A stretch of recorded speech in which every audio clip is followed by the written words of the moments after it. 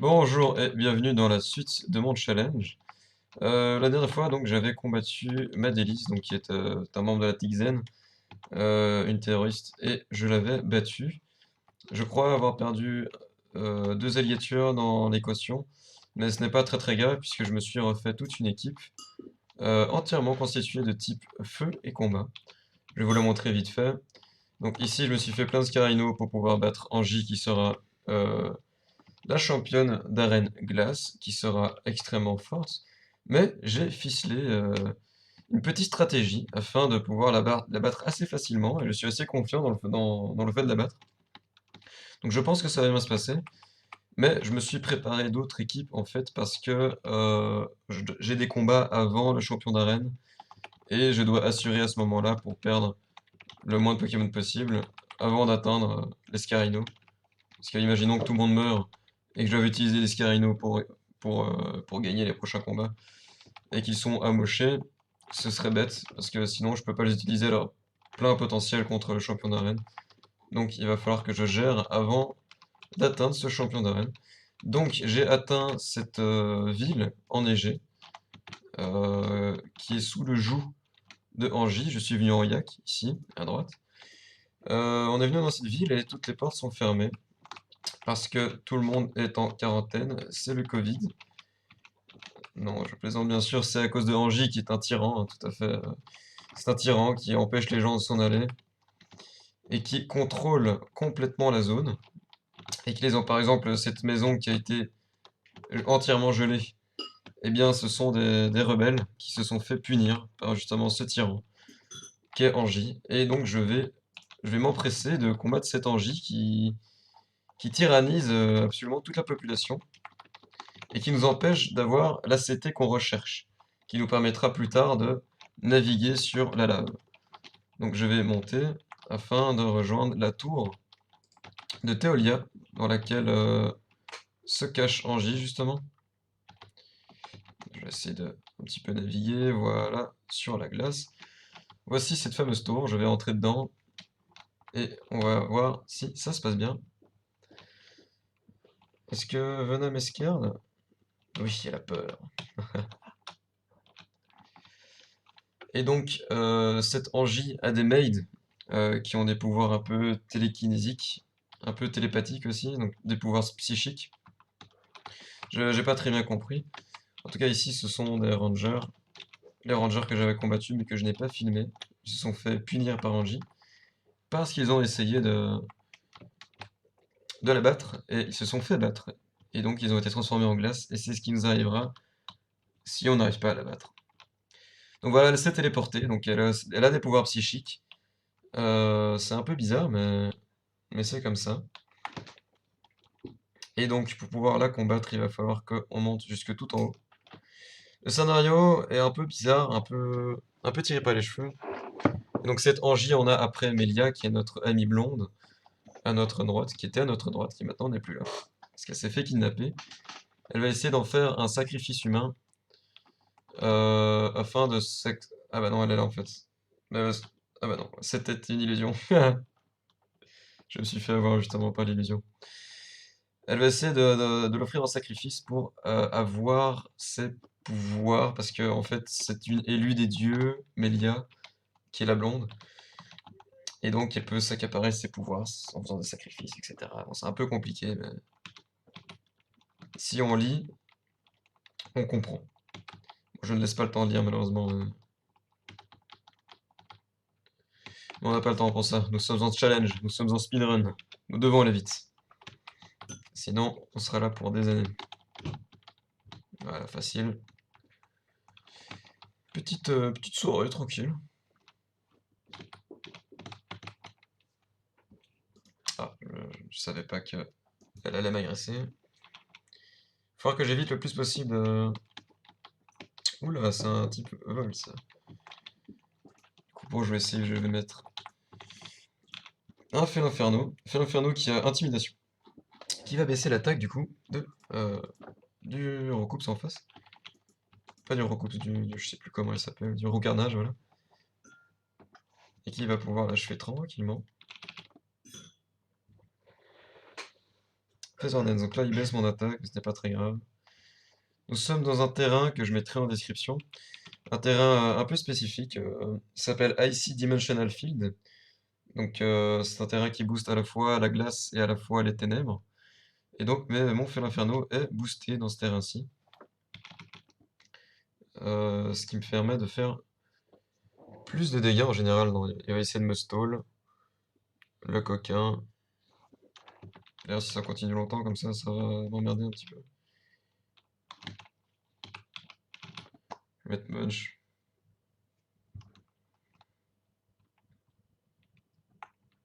Bon, voilà. En général, les combats sont comme ça, hein. Ils utilisent des sorts de soins à l'infini et on s'emmerde. Ah, elle a changé, tiens. Mais bon, elle a augmenté sa défense, ça c'est chiant. Les combats qu'on fait avant le champion d'arène en général, contre les sbires, hein, c'est un petit peu un sbire en fait, sont en général pas très intéressants parce qu'ils ont des Pokémon assez faibles, en général, hein, parce que parfois ils ont des Pokémon assez forts, ce qui rend la chose extrêmement compliquée. Oh là là, qu'est-ce qu'ils sont chiants.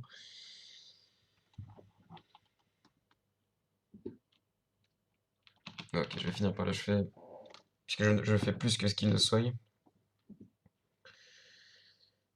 Donc voilà, ça va être une série de combats avant qu'on atteigne le boss. Si vous voulez, vous pouvez mettre en x2 ou tout simplement skipper jusqu'au boss.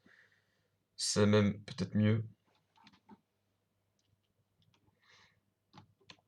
Et donc si j'ai un mort, de toute façon, je ferai une ellipse ou quelque chose de similaire afin de... Est-ce qu'il refait réflexe? Non, il ne le fait pas. Du coup, il va mourir. Puisque la défense est tombée.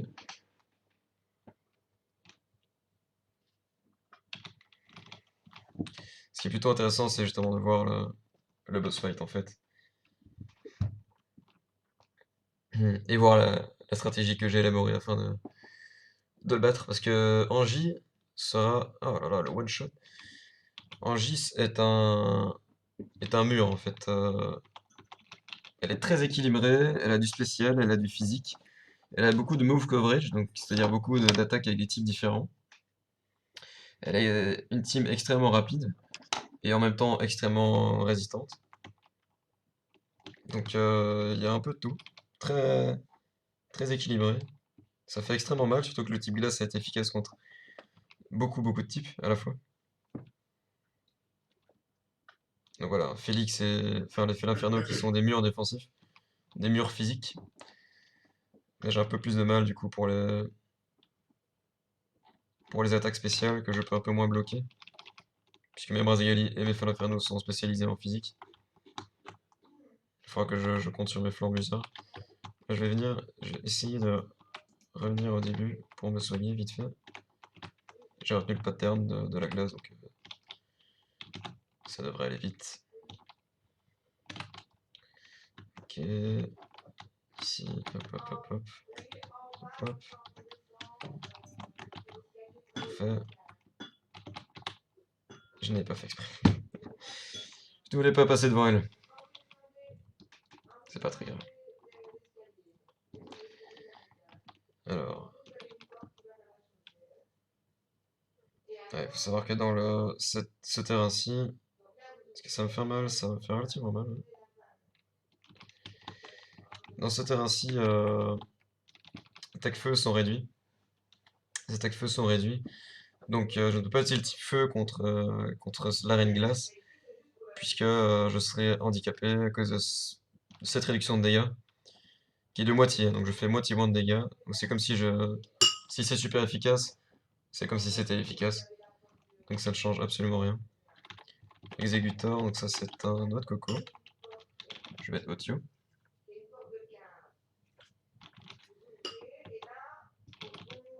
Voilà.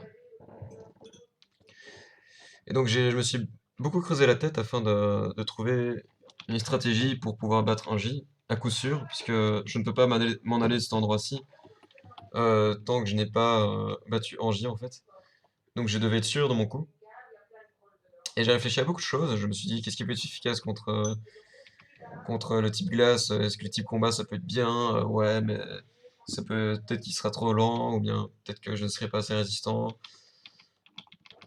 J'ai réfléchi au type feu, mais type feu, c'est pas trop possible à cause justement du fait que... À cause justement de cette réduction de dégâts.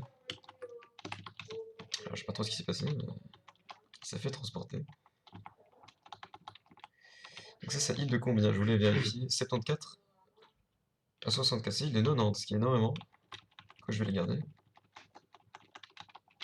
C'est le plus haut qui existe jusqu'à maintenant.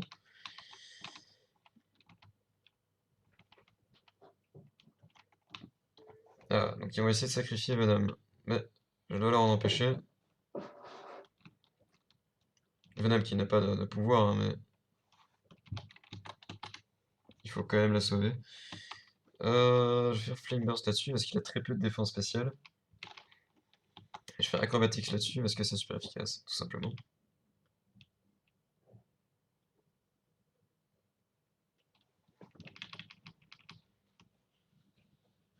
Je vais Flame Burst, ça va être moins efficace. Ça va quand même one-shot en critique. Parce qu'il a très peu de défense spéciale. Donc là, quand je fais Flame Burst, qui est une attaque spéciale feu, ça enlève le terrain en fait. Et ça enlève la glace du terrain. Du coup, c'est plus un Icy Dimensional Field, c'est juste un Dimensional Field. Qui ne booste plus les attaques glace, etc. Qui booste juste les attaques ténèbres. Donc là, puisque c'est des types proches en face, j'ai vite fait enlever mon type feu vol. Parce que sinon il va se faire one shot. Je vais mettre un fer inferno pour baisser l'attaque en face.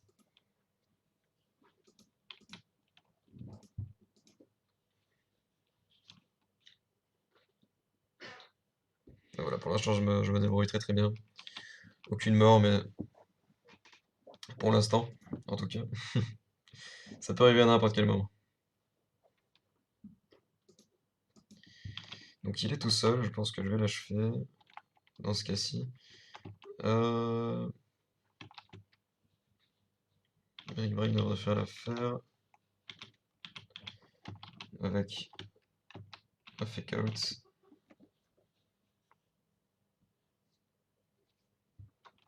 Ok. Fake out c'est bluff en français, donc bluff qui a peur au premier tour où tu vois l'adversaire, si tu l'utilises, et qui est prioritaire. Je me suis peut-être mal expliqué, mais en tout cas ça a peur en priorité.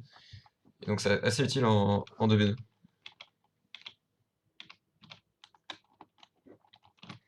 Et donc voilà, j'ai réussi à les battre. Et on a sauvé Venom. Maintenant il ne reste plus qu'à sauver Melia, qui est la blonde. Venom qui est d'ailleurs ce que j'ai combattu pour la vidéo numéro 2 ou 3 je crois, 3. La championne d'arène poison. Je vais vite fait soigner. Fait l'inferno ici. Voilà. Et je continue. Un petit peu de l'or. Petit à petit, Angie se fracasse.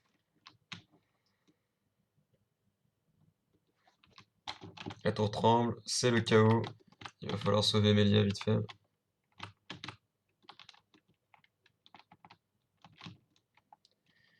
Et donc il y a quelqu'un d'enfermé, qui s'appelle Chris. Donc K-R-E-I-S-S. Et en fait, c'est le réel champion d'arène. Sans vouloir spoiler. Et donc c'est ou je le libère ou bien je le laisse là. Alors je vais le libérer maintenant pour directement avoir la récompense. Quand on le libère, il nous donne Rock Climb qui est escalade. Qui nous permet d'escalader dans le terrain incliné. Un peu comme dans Diamant et Perle. Elle est sortie ici. Je verrai ça plus tard.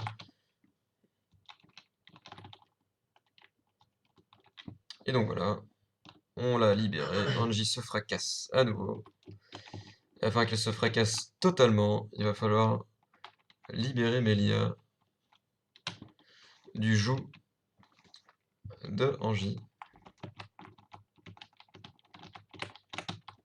Qui est une manipulatrice tyrannique. Donc là, c'est un hôtel un peu plus grand. Et on va devoir se battre, je crois, avec Venom. Exactement.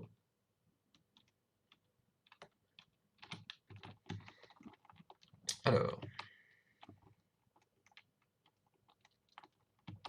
Je vais laisser mon copain s'occuper de Aegis Slash.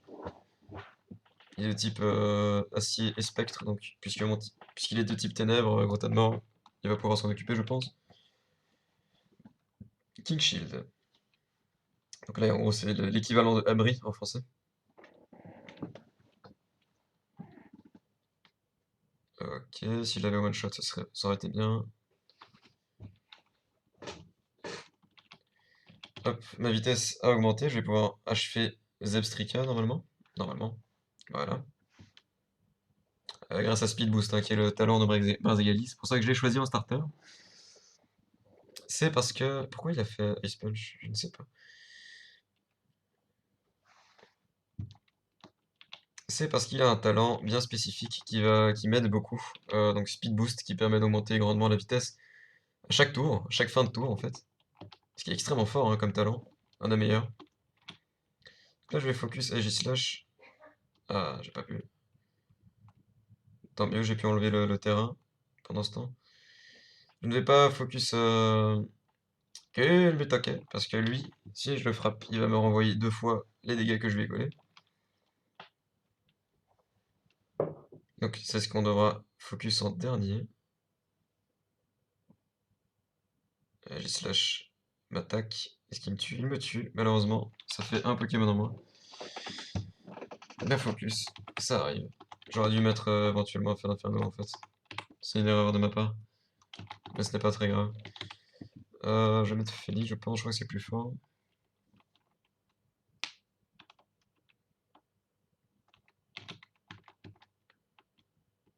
Je vais faire Darkest Laria. Je pense que c'est one shot Kubutoke, Darkest Laria. Parce qu'il est grandement amélioré, et en plus de ça, c'est super efficace. C'est peut-être pas le cas, hein. Et si c'est pas le cas, il fait riposte, et ça me tue avec une chance sur 2. Il refait qu'il shield, c'est chiant.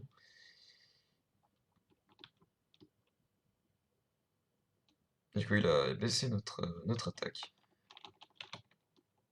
Mais mon copain, normalement, va l'achever. Donc un Brésil en moins, c'est pas très très grave. Je les ai clonés à l'infini en fait. J'ai des œufs à l'infini dans mon PC. Et je les sors à peu près quand je veux. Secret Sword. Oh là là là là là. Il a pas achevé quoi. C'est une assez mauvaise nouvelle. Il aurait dû l'achever. Il n'a pas fait assez mal. J'essaie de tuer le kill du Toké pendant ce temps. Donc lui il va refaire Kick Shield. Voilà, il va se protéger. Nidoqueen va retomber dans le piège. Et j'aimerais tuer le kill du Toké en un coup. Mais merci. Il ne reste plus que Aegislash.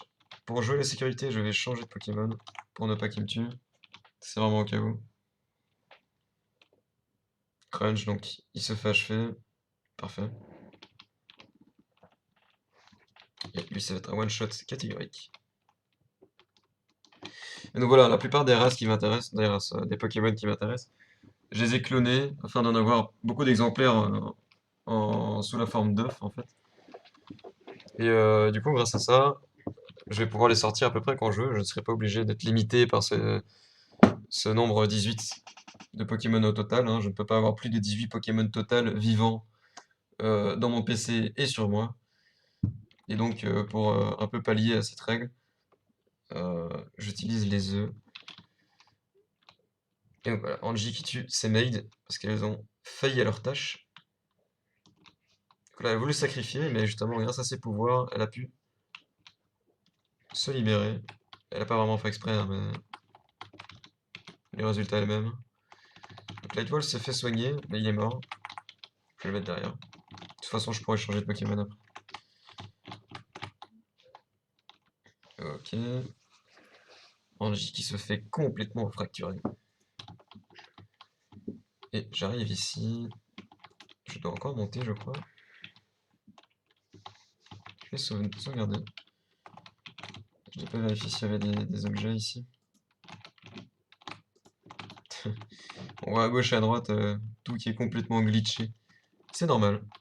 C'est à cause des pouvoirs justement de Angie. Melia qui est compliqué, qui est assommé.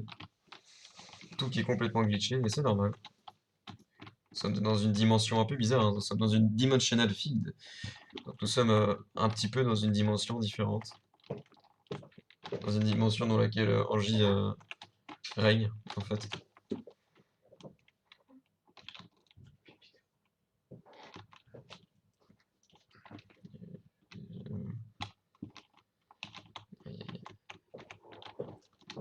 Donc c'est justement ici qu'il va y avoir le combat avec Angie. C'est pour ça qu'on permet de changer de Pokémon, etc. D'ailleurs c'est très lent, hein. Je sais pas ce qui se passe. Donc blanc qui retourne dans le PC. Scarino, les Scarino vont dans mon équipe. Et en fait Scarino c'est très pratique parce que il tape extrêmement fort, il est quand même assez rapide et assez résistant. Mais je vais leur donner des graines en fait. Des graines qui s'appelleront des Elemental Seeds, donc des graines élémentaires, qui sont assez limitées dans le jeu, mais je vais les utiliser pour cette occasion, afin qu'ils aient un buff en fait. Quand ils entrent dans un terrain avec une certaine graine qui s'active dans ce terrain, donc pour ce cas-ci, Icy Dimensional Field s'active, enfin, la plante élémentaire s'active dans le terrain Icy Dimensional, et donne comme effet de doubler la vitesse et d'être tourmenté. Alors, doubler la vitesse, c'est extrêmement fort parce que je vais pouvoir attaquer avant eux. Et donc pouvoir les tuer avant qu'ils m'attaquent. Mais en plus de ça, donc ils sont tourmentés, ça c'est pas très grave. Tourmentés, ça veut dire qu'ils ne peuvent pas effectuer deux fois la même attaque, deux fois de suite en fait. Ils ne peuvent pas enchaîner deux attaques. C'est-à-dire que si je fais close combat en tour 1, en tour 2, je ne peux pas faire close combat, je dois faire autre chose. Mais en tour 3, je pourrais refaire close combat parce que j'aurais fait autre chose. Donc pas de même attaque consécutive. Et en deuxième, je vais prendre des Hariyama parce que ceux-ci ont Thick Fat, donc isogresse en français, qui leur permet de résister grandement. Donc ils prennent 2 fois moins de dégâts des attaques glace et des attaques feu. S'ils prennent 2 fois moins de dégâts des attaques glace, ça m'arrange beaucoup dans ce cas-ci, puisque c'est une arène de type glace. Mais en plus d'avoir 2 fois plus de vitesse, à chaque fois qu'ils tueront un Pokémon, grâce à Moxie, donc leur talent, ils vont avoir leur attaque augmentée à chaque fois qu'ils tuent quelqu'un. Et de 1 cran. Et pour un Scarino qui a déjà de base, je crois, 130 d'attaque ou quelque chose du genre, ils vont atteindre des sommets. Et donc ils vont pouvoir attaquer en premier et oblitérer toute la team en face. D'ailleurs, vous remarquerez que j'ai un Shiny, très très beau. Ce petit Scarino tout brun, comme les scarabées qu'on voit dans la nature, avec des yeux rouges. Ça par contre, on voit pas ça dans la nature. Et ce Falaferno aussi, il est shiny. Je l'ai appelé Carnage. Il est joli en vrai, j'aime bien. Les flammes bleues, qui sont bien plus chaudes que les rouges. Et donc voilà, je vais leur mettre les graines au 4. Parce que si jamais il y en a un qui meurt à cause d'un malentendu, d'un inconvénient, enfin, d'un imprévu en fait, au moins il y en a un qui le remplace. Elemental Seed qui sont ici, je vais leur donner.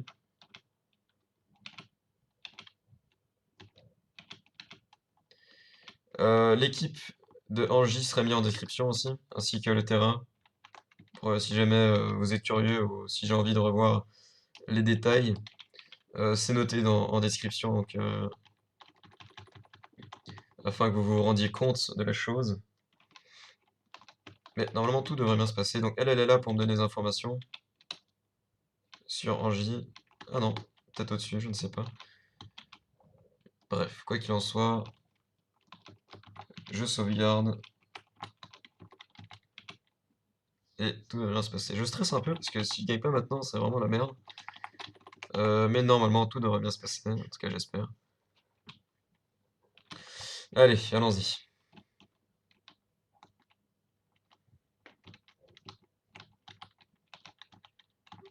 Ok, donc jackpot. Et là, ok, ok, ok, ok. Parfait, on est prêt. C'est parti. Donc là, elle est extrêmement fâchée sur nous parce que on a annulé tout ce sacrifice. Donc là, elle est entrée en mode rage. Voilà. Elle est très fâchée, mais ça ne suffira pas. Donc c'est un combat en double battle, donc c'est un 2v2. Il y a d'un côté Liputu et d'un côté Bertik, je sais plus trop comment il s'appelle Il s'appelle Polagriff, je crois. Donc là voilà, Elemental Seed boost ma speed. Et par contre je suis tourmenté, même chose pour Pompi.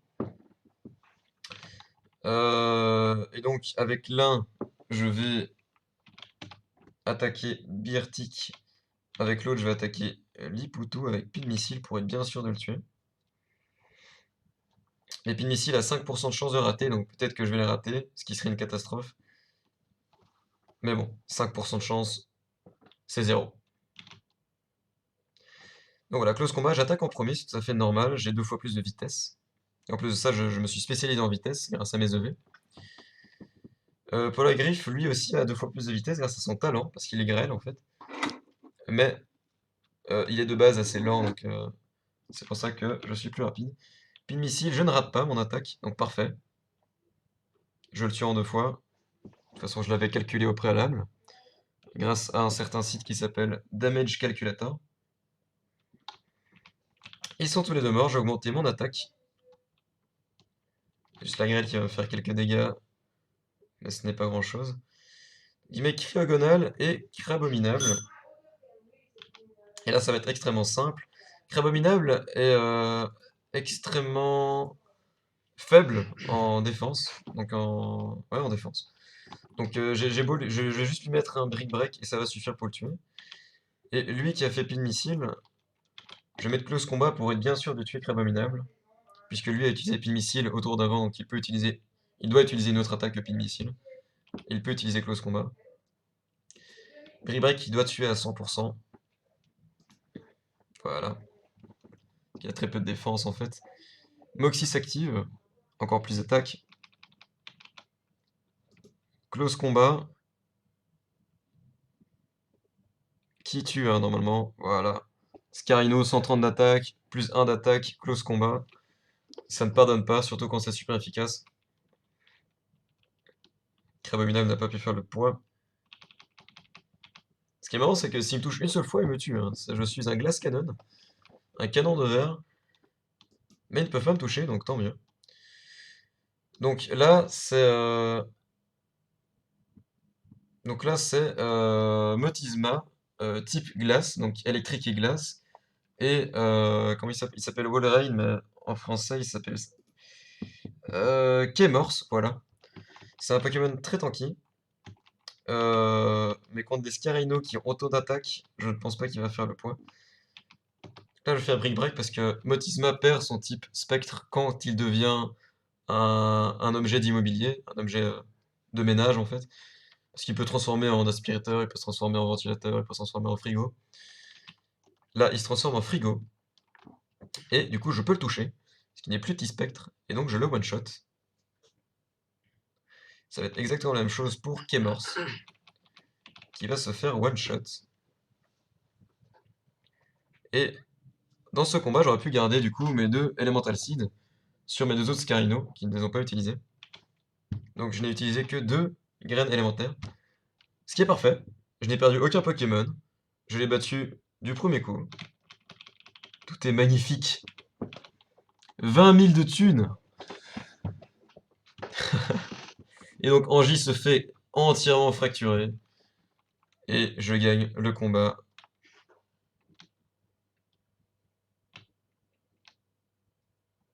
I will kill each and every one of you.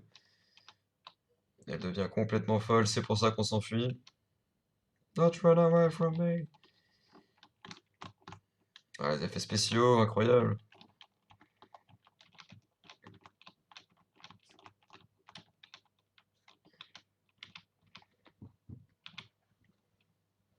Et voilà, l'ancien champion d'arène, Chris, qui va en profiter pour...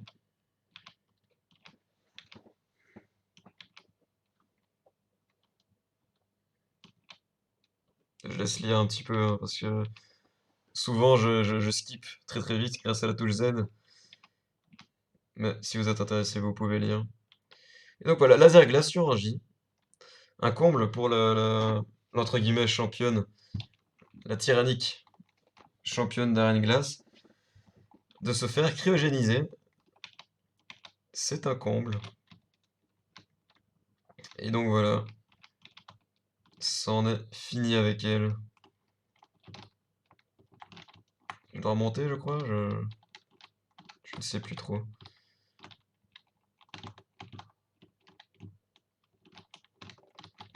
Hop, je vais juste par précaution enlever les graines.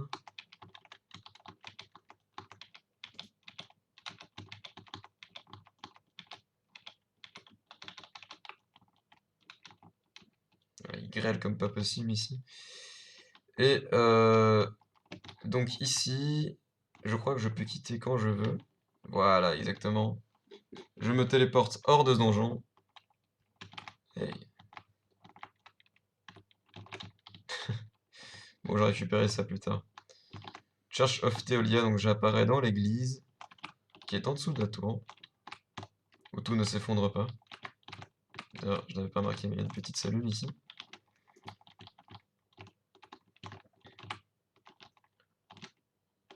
Je peux sortir de cette tour.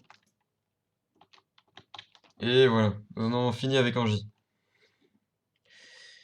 Et donc voilà, c'était un plaisir. Merci beaucoup à vous d'avoir regardé. Non.